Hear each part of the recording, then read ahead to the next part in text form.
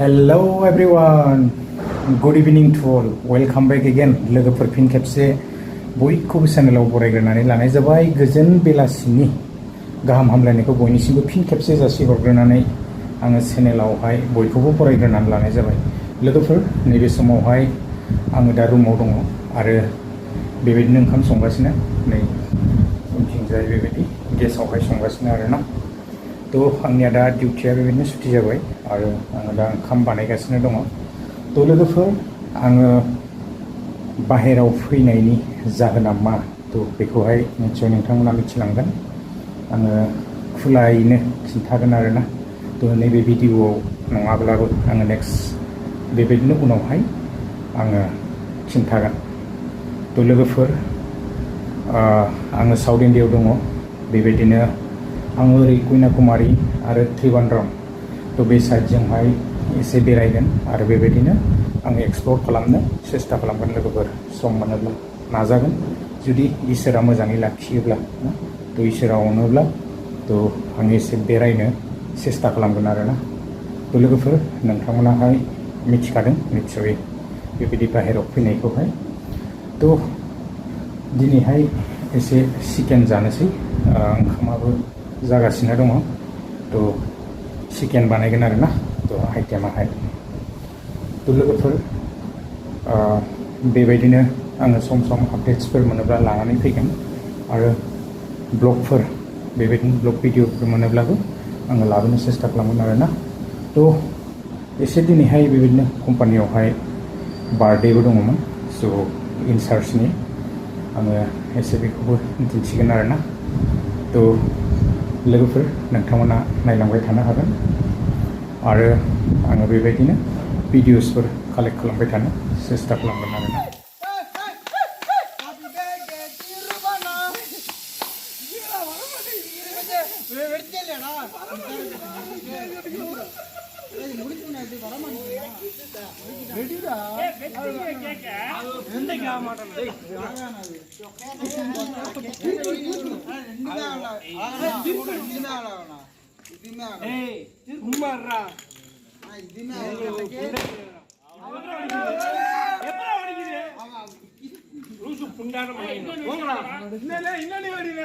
जोंनिया माने संग्रा खावग्राया गासिबो जायगायावनोखा नै मोजां आरोना फेसिलिटिया। तो थोरसिफोर दङ बेवहाय, बिदिनो न' सिङावनो जाजोबो गासिबो। तो बेलेगाव थांनो गोनां गैया, दैनिबो अभाब गैया, खुलिबानो दै फैयो आरोना। तो आङो दा एसे ओंखाम बानायगासिनो आरो ओंखामाहाय माने नै बिराद गोदौबाय आरोना, गोदौगासिनो दं। एसे एरनोसै आरो दैखौ गारना होनोसै आरो ओंखामा एसे गोरा गोरासो माने बिनिया। बिदिनोसै संगासिनो। बिथिं दा चिकेन बानायगोन। बाहेराव फैनानै बेबायदि रांफोर खामायनाया एथबां इजि नङा लोगोफोर। तो गोबां प्रब्लेम आरो समस्याफोर थायो। बिनि गेजेराव मोजां जायगा मोनोब्लासो मोनबाय आरो गाज्रि जायगा मोनोबाथ' थिखिननो हाया।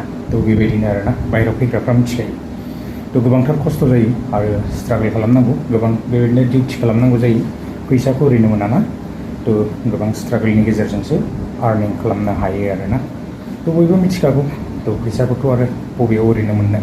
क्रिएटर्सफ्राबो बेबायदिनो भिडिअ खालामनायावनो गोबांथार खस्थ' जायोना, भिडिअफोर नागिरनाय बायदिसिना।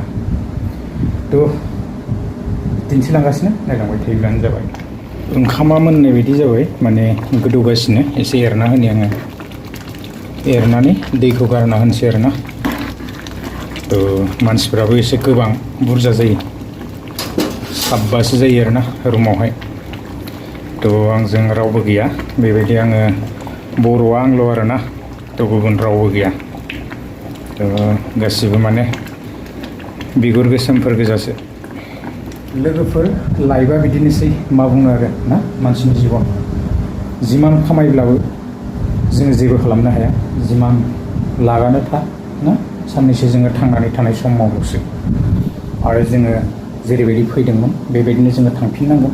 बेबायदिनो जोङो थांनानै थानाय समाव जानो थाखाय ना, गावनि लाइफ स्टाइल आरो न'खर सलायनो थाखाय ना, जोंनो बेबायदि रांफोरनि गोनांथि जायो। तो बेनिखायनो जोङो गोबांफोरा बेबायदि बाहेरायाव फैनानैहाय गोबां खामानि मावगासिनो दङ आरो जोंनि आसामनि गोबां दं आरो बर'फोरनिफ्राय लानानै गोबांथार लोब लोब बुंनानै माने फोजोबनो हाया थाङो फैयो ना थ' बिदिनोसै लोगोफोर ब्लगा बांद्राय गोलाव खालामबाय थानो सानाखै दिनैनि भिडिअखौ बेखिनियावनो फोजोबबाय गोजोन्थों बाय